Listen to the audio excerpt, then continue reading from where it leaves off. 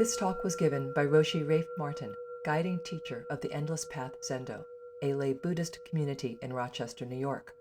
Join our practice, in person or online, at endlesspathzendo.org. So today is Saturday, September 7th, 2024. I'm happy to be back.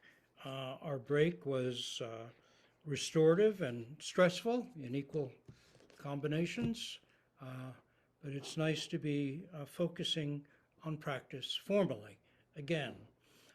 And to start our fall season with the end of the summer break of August, I'd like to look at where we ended last time, which was the image of Avalokiteshvara, Bodhisattva of Compassion. As you remember, typically the official patron of the Zendo is Manjushri, with his delusion-cutting sword and seated on the lion of complete integrity and courage, courageous practice, cutting through all self-centeredness, all our attachments, all our clingings to a sense of me, myself, and I, all the things that bug us, all the things that define us, to let it all go. That's Manjushri, the patron of the Zendo. But I felt, given the stresses of, as we head into this fall, of the degree of conflict in our country and in the world, that I would put in a really beautiful old Tibetan image, figure we have, of the 11-headed Avalokiteshvara. This figure is, if you're in the Zendo, please do during Kinhin, take a look at it as you go past. It's a very moving old Tibetan, very strong casting. These figures of 11-headed and often 8-armed are kind of a cipher for the 1,000-armed and 11-headed Avalokiteshvara. Really became prominent during the Tang era in China. These are images of overwhelming compassion. This needs to be our guide. Avalokiteshvara, Kanzeon, Bodhisattva of Compassion, above all else, needs to be our guide in this very, very conflicted, aggressively conflicted, destructive, self-destructive time in our culture and on the planet. I can think of no greater guide than compassion itself. What is compassion? I was thinking about it last night. When I woke this morning, it seemed to me compassion is to be fully present, not caught up in oneself. And because you're not caught up in yourself, you're able to do something that helps fulfill the situation in the best way or a good way, a way in keeping not with Buddhist principles so much as the actual functionings of our original, selfless, compassionate, and wise nature. It's not owned by any one tradition. But when we're not caught up in ourselves, we can act along the ways of the 16 Bodhisattva precepts, and we do it naturally. This is a representation, actually, of how we function as a true human being. As you know, typically, the 1,000-armed or 8-armed Avalokiteshvara Bodhisattva of Compassion is this tremendous image of compassion, not just stepping forward, but skilled, tremendously skilled, able to respond selflessly, which means appropriately, to any situation. And so the 11 heads show, the 10 heads are the 10 directions, and the 10 stages of the Bodhisattva evolving to complete maturity, complete wisdom, complete compassion, completely selfless, awake, aware nature, our own nature, not caught up in our self-concern. And so at the top, there's an 11th head, which is the head of a Buddha. So all of that, it's a very concentrated image. And of course, in the palm of each hand is an open eye, because it's not just being kind, it's not just empathetic, it's skill. A bodhisattva does something, and that doing comes out of not being anyone in particular, not being caught up in what do I need. It's not caught up in mentation. It's reacting like a ball is thrown at you and you catch it. It's reacting like a child is running into the street and you grab them. You don't ever think, should I do that? Should I not? You do it. This is the image of great compassion. Interestingly, as I said, these images of the 1,000-armed and 11-headed or 8-armed and 11-headed Avalokiteshvara became very prominent in China during the Tang era, interestingly, which is when Zen really was in its heyday. So there's a connection. And one of the things that truly moved me in our pilgrimage to China back in 2006 was when we visited Rinzai, Linji's monastery.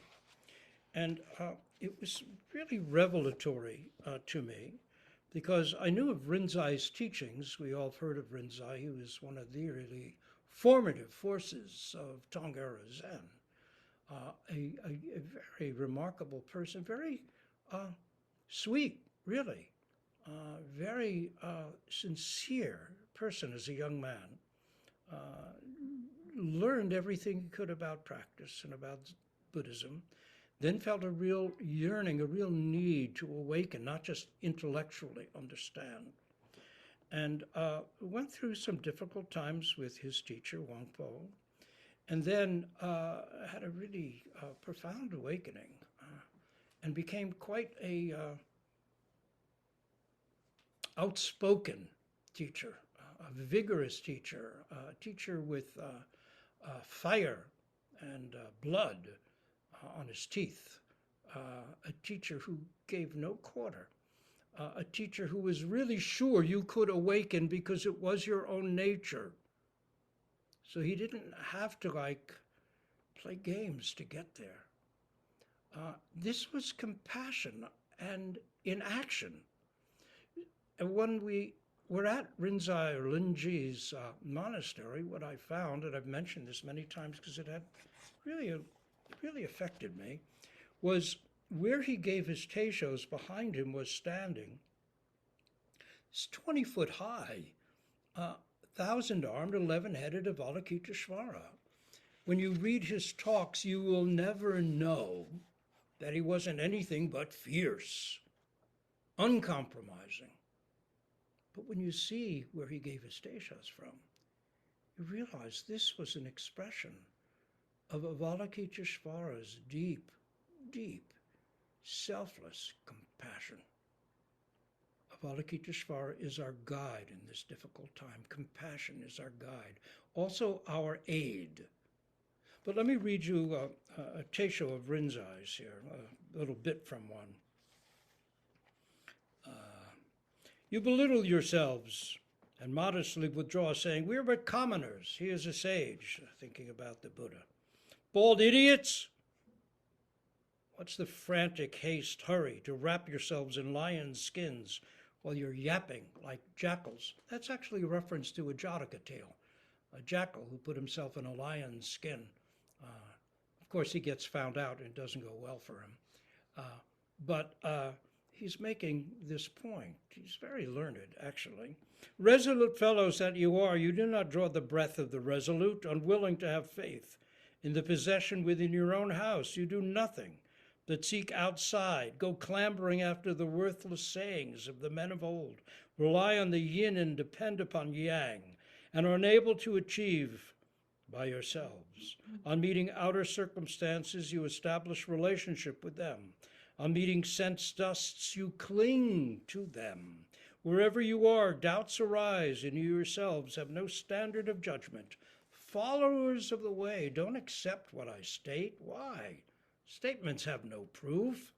They are pictures temporarily drawn in the empty sky, as in the metaphor of the painted figures. Followers of the way, don't take Buddha to be the ultimate. As I see it, he's just like a privy hole, an outhouse hole. Both bodhisattvahood and arhatship are kangs and chains that bind one. This is why Manjushri tried to kill Gautama with his sword. I don't know what that's about, but Manjushri, of course, is the sword that kills. And Rinzai used to say, if you meet the Buddha, kill the Buddha. If you meet Bodhidharma, kill Bodhidharma. That is, if you conceive of them as something grandiose, outside your own nature, outside yourself, cut that down. That was his compassion. This is compassion speaking. When you see that huge 1,000-armed Avalokiteshvara standing behind him, this is what he was presenting. Pure compassion. Followers of the way, there is no Buddha to be obtained. Even the doctrines, including those of the three vehicles, the five natures, and complete and immediate enlightenment, all these are but temporary medicines to cure corresponding illnesses. In no sense do any real dharmas exist. When you think of the dangers of fundamentalism, literalizing the incomprehensible, it's so difficult to see how that could not go wrong. Even if they were to exist, they would all be nothing but imitations, publicly displayed proclamations, arrangements of letters, just for the time, being stated this way. Followers of the way, there's a bunch of shaved pates who try to seek a transcendental dharma by directing their efforts inward. A great mistake. If a man seeks Buddha, he'll lose Buddha. If he seeks the way, he'll lose the way. If he seeks the patriarchs, he'll lose the patriarchs, virtuous monks. Make no mistake. I don't care if you understand the sutras and the shastras. If you are a king or a high minister, if you are as eloquent as a rushing torrent, or if you are clever or wise, I don't care about any of that. I only want you to have true insight. Followers of the way, even though you could master 100 sutras and shastras, you're not as good as a teacher who has nothing to do. If you do master them, you'll regard others with contempt. Warring asuras and men's egotistical avidya, that is fundamental ignorance, that is of one's own nature. Ignorance of who and what we actually are. Increase the karma which leads to hell. Such was the cause of San Xing Bhikshu. Though he understood the 12 divisions of the teachings, he fell alive into hell. The great earth had no place for him. It is better to do nothing. That's a double-edged sword. Be careful when he says do nothing. And take it easy. And then he has a verse. When hunger comes, I eat my rice. When sleep comes, I close my eyes. Fools laugh at me, but the wise man understands. This is great compassion. But of course, if you imitate that, you're more foolish than foolish, because compassion, as you know, from the many arms of the great Bodhisattva of compassion, has endless skillful means, is endlessly present, endlessly selfless, endlessly skillful. And so you see with these figures many, many implements in their arms.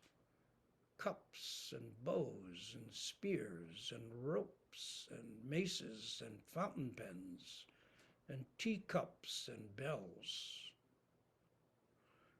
Here's another example of great compassion from someone who had nothing to do. Ryokan, 800 or 900 years later than Linji in Japan, about 1800. He was born in 1758, died around 1830. So almost a contemporary of ours. We visited his temple when we were in Japan, his training place. Ryokan has always been very moving to me, very, very wonderful Zen poet, lived a very unique life, had no students, wandered, lived in poverty, wrote things on scraps of paper. Very compassionate man. Famous story about Ryokan. Want to see the Bodhisattva of Compassion? Here's what it looks like. It's not just shouting like Rinzai, desperately trying to get us to wake up. That was Rinzai's compassion. But here's Ryokan.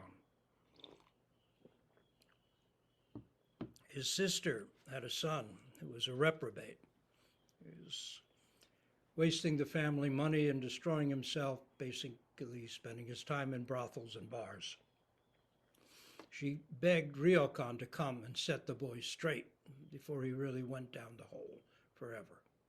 So Ryokan comes to his sister's house, and he's there for a couple of days, drinking tea and doing zazen, maybe doing a little calligraphy. Never says a word to the boy. And then it's time to go after 2 or 3 days. He goes out on the porch and asks the boy if he'd help him. He's getting old. It's hard to bend down and tie on his straw sandals. So the boy goes to his uncle, Ryokan, bends down there, starts tying on Ryokan's sandals. As he's bent down there tying on the sandals, he feels something wet, warm, hitting his hand, dropping on his hands. And he looks up, and there's his uncle, Ryokan, with tears pouring out of his eyes, falling on the boy's hands as he ties on his sandals. Ryokan says no words. He puts on his big straw bowl of a monk's hat, takes his staff in hand, and leaves. The boy changed. He never repeated the actions he'd been doing and became a very upstanding human being. Great compassion takes many forms. Through this difficult fall, with so much conflict in our country, through the winter as well, we will keep the figure of 1,000-armed or 11-headed Avalokiteshvara up on our altar in the Zendo as our guide. There's another image of the 11-headed Avalokiteshvara, which is up the top of the stairs. It's an old painting, sort of like a Tonka. I'm not sure what its source is. Roshi Kapleau used to have that painting on the wall of his quarters for many, many, many years. Somehow, after he passed away, it came into our hands. So we have Avalokiteshvara with many arms and many heads coming and going in the Zendo. As you walk up the Zendo stairs, you'll meet it. As you bow to the altar, you'll meet it. As you turn and leave and head down the stairs, you'll meet it again. 1,000 helping hands, 11 heads. So let's kind of introductory words on the Bodhisattva of Compassion. That thing about compassion being fully present. So you can do something, and not that you can do something, it's that when self-centeredness falls away, me in here, you out there, and you're in a situation, you do something, you respond. And there was a line from Blake that's puzzled me for many, many years, and somehow this morning it got clearer to me. And he said, "To be in a passion you good may do, but no good if the passion be in you. To be in a passion you good may do, but no good if the passion be in you." That is, if you're caught up in your own passionate desire to do something about it, where can the hands step forward from? The great Avalokiteshvara's compassion. You're caught up in yourself. To be really present, not to have no viewpoint, doesn't mean get rid of your viewpoints, but to be really present. You can act in the best possible way, but to be in a passion, you good may do, but no good if the passion be in you. If you're caught up in it, it's going to be very limited action. So Blake, through Avalokiteshvara, finally got a bit clearer to me. Now, I'm going to read a little bit from a chapter in A Zen Life of Bodhisattvas. The chapter is on Avalokiteshvara, Bodhisattva of Great Compassion. Asked to write something about the Bodhisattva of Great Compassion. It's a book of mine, by the way. Zen Life of Bodhisattva is companion to A Zen Life of Buddha. Asked to write something about the Bodhisattva of Great Compassion, Hakuin penned, "Even if the rivers and seas all receded and became dry land, her vow to save all sentient beings still would never cease. Even if the rivers and seas all receded and became dry land, her vow to save all sentient beings still would never cease." In other words, even if the world turned upside down and the seas became mountains and mountain seas, which has happened on this planet, even then the Bodhisattva of Great Compassion will not think only of herself and her own needs, but will remain ever dedicated to the welfare of all. It's quite a statement. Even in moments of the greatest possible panic and self-concern, even in moments of absolute catastrophe, when all our cherished beliefs, all our sense of security is gone, even then, for the Bodhisattva, compassion is primary. Such selflessness is not a matter of will, but of love, a word which, while rarely used in Zen, is very much what it's actually about. Actually, they are underlying everything. Talking about love, talking about God as built-in consequences. Sometimes talk cheapens what we care most about and makes us way too glib. Actions, as the old saying goes, speak louder than words. The Bodhisattva of Compassion knows this truth well. 3 archetypal images may be said to sum up Zen practice. First is the historic Buddha who 25 years ago sat beneath the Bodhi tree, transcended self-centeredness, and touching the earth fully awoke, opening the way and setting the Dharma wheel in motion. Second is Manjushri, teacher of the past 7 Buddhas, opening the way of actual practice realization for us all, being both the activity of practice as well as the vast, empty nature that is no nature, which is the birthright of all.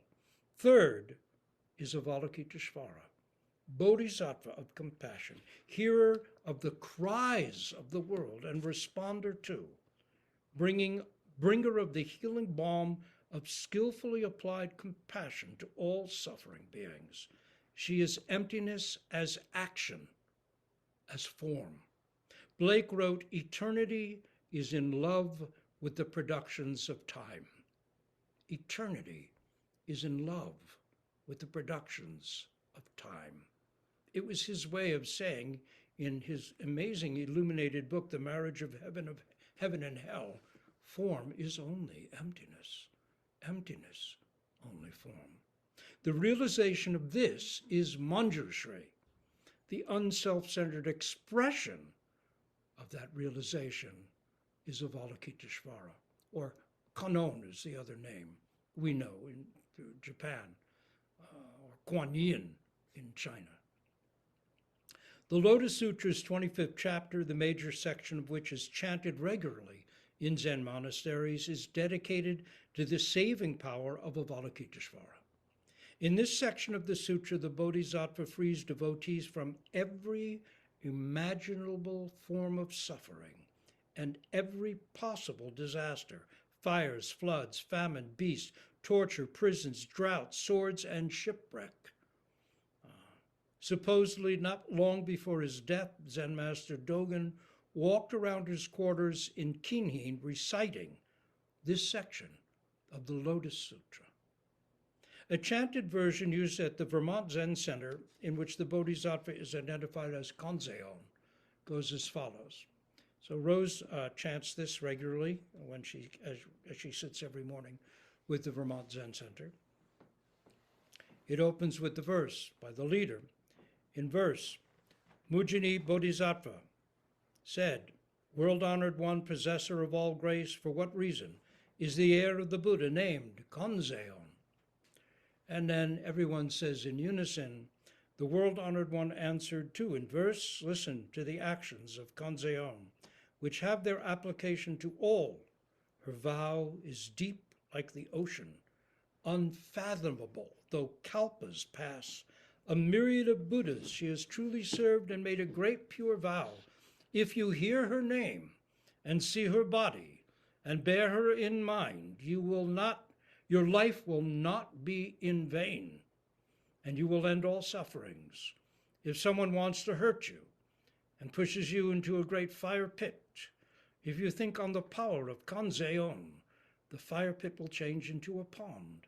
If you're cast adrift upon the vast ocean and meet danger from dragons, fish, and demons, if you think on the power of Kanzeon, the waves will not drown you. If from the peak of Sumuru someone would push you down, if you think on the power of Kanzeon like the sun, you will stand firm in the sky. If evil ones chase you and push you from Mount Diamond, if you think on the power of Kanzeon, not even a single hair will be harmed. If robbers surround you, each with a drawn sword to strike, if you think on the power of Kanzeon, compassion will awaken in them. If you suffer by royal command and your life is to end in execution, if you think on the power of Kanzeon, the sword will be broken to bits. If you are imprisoned, shackled, and chained, if you think on the power of Kanzeon, the fetters will drop and you'll be released. If someone wants to injure you with curses or poison, if you think on the power of Kanzeon, these ills will return from whence they came. If you eat evil rakshas, poisonous dragons or demons, if you think on the power of Kanzeon, they will not dare to harm you. If you're surrounded by evil beasts whose teeth and claws are fearfully sharp, if you think on the power of Kanzeon, they will run away in boundless retreat. If vipers, lizards, snakes, or scorpions threaten to scorch you with poisonous breath, if you think on the power of Kanzeon, they will turn away quickly at the sound of your voice. If clouds thunder and lightning flashes, if hailstones beat and rain pours down, if you think on the power of Kanzeon, immediately they will vanish away. If sentient beings are in great adversity and immeasurable suffering presses them down, the wonderful power of the wisdom of Kanon can relieve the sufferings of the world. Endowed with transcendent powers, full master of wisdom and skillful means, in all the worlds in the 10 directions, there's no place she doesn't manifest herself. The sufferings of those in the troubled states, hell dwellers, hungry spirits, and geese, the sufferings of birth, old age, illness, and death, all by degrees are ended by her. She of the true gaze, she of the pure gaze, gaze of great and encompassing wisdom, gaze of pity, gaze of compassion, ever long, forever revered. She is a spotless, pure ray of light, a sun of wisdom dispelling darkness, subduer of woes, of storm and fire, illumining all the world. Her will of compassion shakes like thunder. Her mind of mercy is like a great cloud, which sends down sweet dew of Dharma rain to quench the flames of earthly desires. In disputes before judges or in the midst of battle, if you think on the power of Kanzeon, all enemies will flee away. She has a wondrous voice, the voice of one who perceives the world, a Brahma voice, voice of the rolling tide, a voice unsurpassed in all this world. Therefore, you should always think on her. Have no doubt, even for a moment, the pure seer Kanzeon will be a refuge when suffering distress or the misery of death. When suffering distress or the misery of death, she is endowed with every quality. Her eye of compassion views all sentient beings. Her ocean of blessings is beyond measure. Therefore, you should pay homage to her. Then Jizi Bodhisattva arose, stood before the Buddha, and addressed him thus: World-honored one, they who hear this scripture of Kanzeon Bosatsu and hear of her deeds and transcendent powers, no small amount of merit will they gain. Then the lead chanter, and all together with all of us in hands in Gasho when we do this as a chant, when the Buddha taught the scripture of the life and work of the all-sided one, And if you look at the figures of the 11-headed Avalokiteshvara, you'll see the heads are triple. There's three at each level. 3, 3, 3, and then a capping head. So they're looking in past, present, and future. Before, now, and in the future. In other words, in every possible direction. The all-sided one, all present then in number 84,000 strong, with all their hearts cherished a longing for the supreme enlightenment with which nothing in all the universe compares. The whole aim of the Bodhisattva is to help bring each being to full realization of their own nature. And this is how suffering ends. Iconographically, Avalokiteshvara Kannon appears in a variety of forms. She may be seated at ease, beside a stream or river, beneath the branches of a willow. She may be standing, looking steadily out at the world and its beings, sometimes holding a vase or jar filled with healing balm. With the vase upright, healing power is held in readiness. In the kitchen, we have a soapstone carving from China of Avalokiteshvara Kannon holding a jar upright. So the vase upright, healing power is held in readiness. Sometimes the vase is pointed down, meaning it's pouring out into the world. Kannon may hold a scroll or appear as a fisherman's wife holding a basket. In India, China, and Tibet, as well as in Japan, Avalokiteshvara may also often appear in masculine form, as he does in the many painted and carved images at China's Dunhuang and Lungmen cave temples and grottos.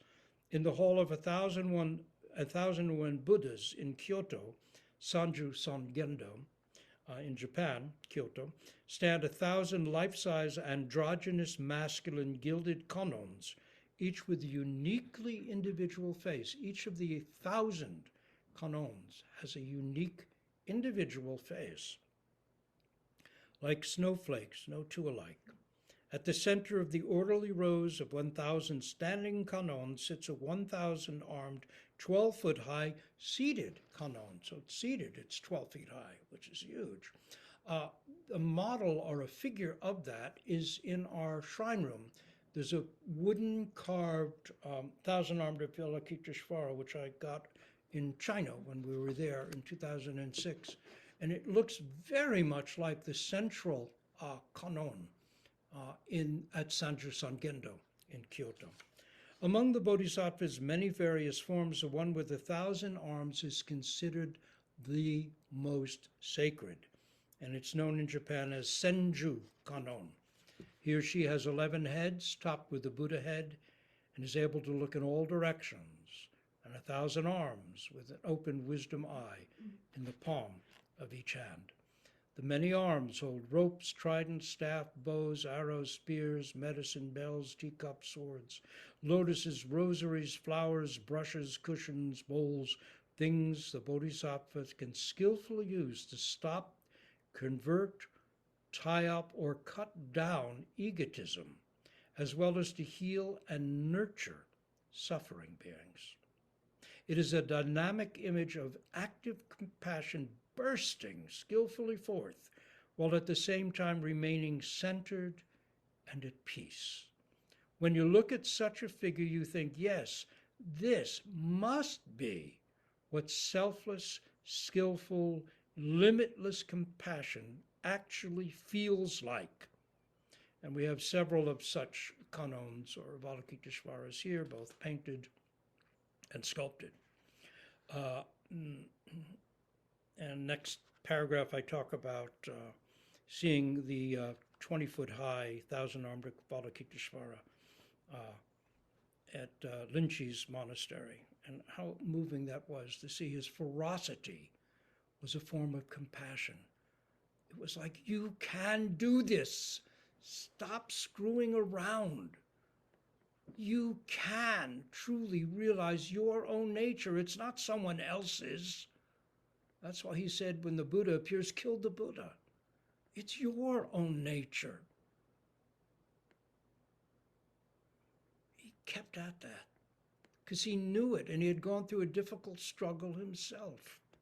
According to the Shurangama Sutra, the Bodhisattva of Avalokiteshvara, a man living in the Buddha's own time, became fully enlightened by dedicating himself to the practice of attention to hearing. Aitken Roshi told me that the essence of the Buddha's teaching lies in this inquiry, who is hearing, which of course we take up as part of our practice at the end of the first gate of Zen, when we've passed through or been checked on the koan mu, it's checking questions, sound of a single hand, it's checking questions, several introductory koans, a return question about mu, and then this who is hearing. He said the entire meaning of the Buddhist teaching is in this very question, who is hearing. He told me also that Yamada Roshi, when he had completed all his formal koan practice, took up who is hearing as the inquiry he dedicated himself to for the rest of his life. This practice takes us to the root of it all. Avalokiteshvara is known as the hearer of the cries of the world. She became the female Kuan Yin, or he became the female Kuan Yin in China. Kanon, Kanzeon, also Kanji Zai, the Lord who observes all in Japan. The male Chenrezig in Tibet, and the source of Tara, the savioress who emerged from a tear shed by the Bodhisattva upon seeing the extent of our world's sorrows. Tara is the Bodhisattva Avalokiteshvara's most compassionate, feminine essence. And of course, there are times when the world's sorrows will overwhelm and stun us. And there are times when we ourselves will be deeply distressed by our own pettiness and self-centeredness. At such times, we may try to convince ourselves that Zen is too demanding. At such times, we may try to convince ourselves that Zen is too difficult and that is beyond the likes of us. This is not a new problem, nor one we face alone. Keizan Jokin, one of Dogen's heirs in 13th century Japan, wrote, this is in the Denkoroku, which is a book of koans we take up towards the end of our koan curriculum. You may think the way of the Buddha patriarchs distinguishes individuals and capacities. We are not up to it. But he goes on, who among the ancients was not a body born of a mother and father? Who did not have feelings of love and affection, that is attachment, or thoughts of fame and fortune? However, once they practiced Zen, they practiced thoroughly, thereby achieving enlightenment. How do we know but that in trying and failing and trying again, we are not setting in motion the very things we will most need to accomplish our goals? As a teenager, I spent many hours shooting arrows at a target in my backyard. At some point, I seemed to finally realize that my many misses were all necessary steps toward eventually hitting the bullseye. If we persist in our Zen practice, fears of coming up short, of not being smart enough or strong or successful enough, all get stripped away. In time, we simply do our best and give our all, regardless of outcomes. Dana Roshi told me in relation to one of the introductory koans, a famous saying from the Duke of Marlborough before a battle. He said, I'm fully resolved to win or lose. In time, we simply do our best and give our all, regardless of outcomes. To learn to live like this is itself worth a great deal. The actual Zen practice of enlightenment, it won't open to us because of our looks or our eloquence or our smarts. It doesn't deal in such currency, couldn't care less who we know or what our salary or social standing might be. It's an iron mountain, or as Western fairy tales might put it, a glass hill. We try to scale it, and inevitably we fall back down. Then we try again. Through trying and failing and trying and failing again and again, our practice becomes genuine and we ourselves mature. We ourselves become authentic. This is how we mature. In this too, we are not alone. Avalokiteshvara, Bodhisattva of Great Compassion, matured in this same way. This is the legend. I'm adapting this from my telling of it in an early book of mine, The Hungry Tigress, completely revised and expanded edition. So here's the Avalokiteshvara, how he got the 11 heads and the 1,000 arms.